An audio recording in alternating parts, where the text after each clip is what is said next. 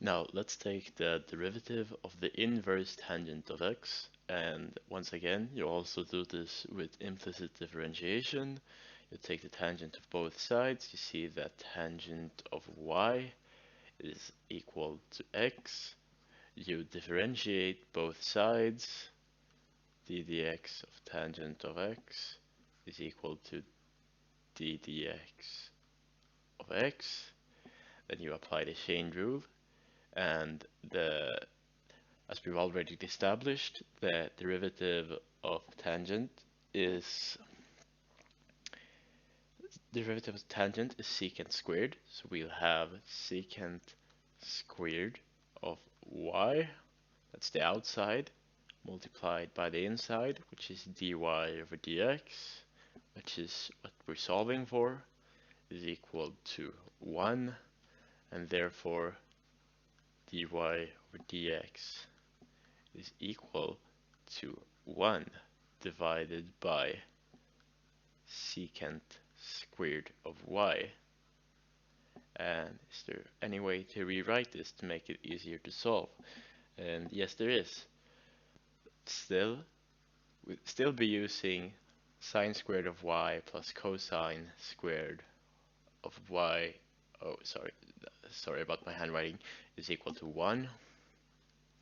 And now if we divide everything by cosine squared of x, see that's sine squared of y, divide everything by cosine squared of y, sine squared of y divided by cosine squared of y plus cosine squared of y divided by cosine squared of y is equal to 1 over cosine squared of y.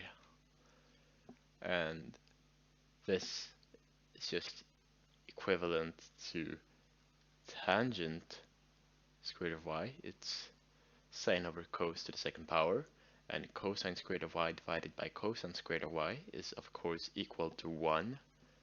But what is 1 divided by cos of y squared? Well, that's just the same thing as secant squared of y, which is what we have down here. So of course, all this is just equivalent to 1 divided by tangent squared of y plus 1. And what was y? Yes, that was the inverse of a. That was the inverse tangent of x. So if we plug in the inverse tangent of x in here, we just get back 1 divided by tangent of inverse of tangent of x, and all this squared plus 1.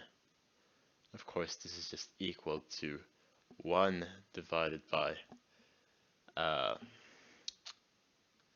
x squared plus 1. There you have it. That's the derivative of the inverse of tangent of x.